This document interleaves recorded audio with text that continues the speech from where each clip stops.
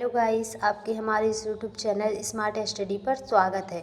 आज का हमारा टॉपिक है शब्द शक्ति और इससे हर साल परीक्षा में 1-2 नंबर के क्वेश्चन आते ही हैं, इसलिए इसको पढ़ना इम्पॉर्टेंट है यदि आप चाहते हैं कि हमारे एक भी क्वेश्चन ना छूटे। शब्द शक्ति क्या होता है? शब्द शक्ति है ना, शब्दों के अनेक अर्थ बताने वाले जो साधन होते हैं उन्हें शब्द शक्ति कहते हैं। ऐसे साधन जो शब्दों का अनेक अर्थ बताएं तो उन्हें क्या कहेंगे? अपन शब्द शक्ति कहेंगे।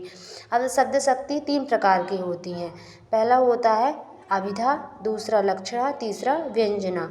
अब आता है अभिधा शब्द शक्ति किसे कहते हैं?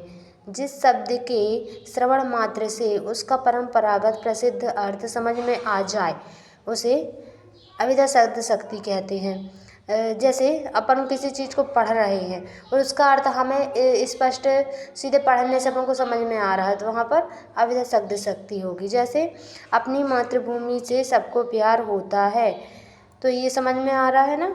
श्याम का अर्थ होता है काला, ये इसको पढ़ने मात्र से इसका अर्थ समझ में आ जाए, है ना, वहाँ पर अभिधा शब्द शक्ति होगी। अब आता है लक्षणा शब्द शक्ति। लक्षणा शब्द शक्ति क्या होता है?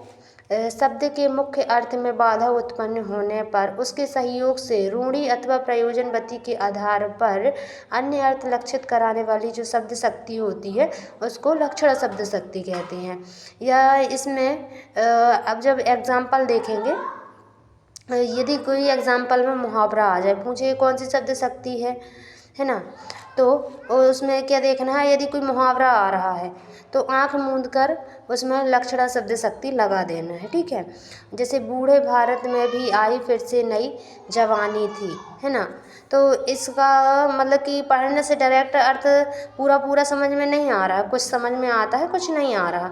यहाँ पर कौन सी है? लक्षणा शब्द शक्ति है। और जैसे सुनील ने आसमान सिर पर उठा रखा है। अब आसमान सिर पर उठाना आपने एक मुहावरा सुना होगा, तो सुनील ने आसमान सिर पर उठा रखा है, यहाँ पर लक्षण शब्द शक्ति होगी। कोई भी मुहावरा आ जाए तो वहाँ पर कौन सी शब्द शक्ति है? लक्षण शब्द शक्ति, ठीक है। अब लक्षण शब्द शक्ति 2 प्रकार की होती है। पहला होता है रूढ़ि लक्षण शब्द शक्ति और प्रयोजनवती, ठीक है। अब व्यंजना शब्द शक्ति क्या होता है?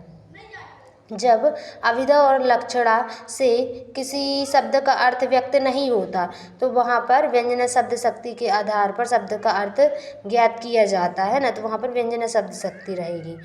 अब इसका एग्जाम्पल है प्रेम परियो चपल पुतरीन सो, है ना। इसका अपन ने इसको पढ़ लिया, इसका अर्थ अपन को समझ में नहीं आ रहा, यानी जिसका बिल्कुल ना आए अर्थ समझ में पढ़ने में, है ना, वहाँ पर व्यंजन शब्द शक्ति हो जाएगी। जैसे सूर्योदय हो गया, तो सूर्योदय हो गया, जैसे कई लोग बोलते हैं ना, माँ अपने बच्चों से बोलती है कि सूर्योदय हो गया, सूर्य निकल आया है, उठ जाओ, ये कर लो वो कर लो, सूर्योदय हो गया, स्कूल जाना है, ये वो करना है ना। तो यहाँ पर व्यंजना शब्द शक्ति है। अब व्यंजना शब्द शक्ति भी 2 प्रकार की होती है। कौन कौन सी? शाब्दी व्यंजना और आर्थी व्यंजना। वैसे इनके जो प्रकार होते हैं इनकी डेफिनेशन परीक्षा में नहीं पूछी जाती है, सिर्फ ये पूछा जाएगा कि शब्द शक्ति क्या है या शब्द शक्ति कितने प्रकार की होती हैं, और इन्हीं के प्रकार दे देगा कि अब शब्द शक्ति की परिभाषा दीजिए या एग्जाम्पल पूछ लेगा, इतना ही आता है। यदि आपको ये वीडियो पसंद आया हो तो प्लीज़ लाइक सब्सक्राइब और कमेंट ज़रूर कीजिएगा और शेयर भी ज़रूर कीजिएगा। और इसके नोट्स आपको डिस्क्रिप्शन में मिल जाएंगे। धन्यवाद।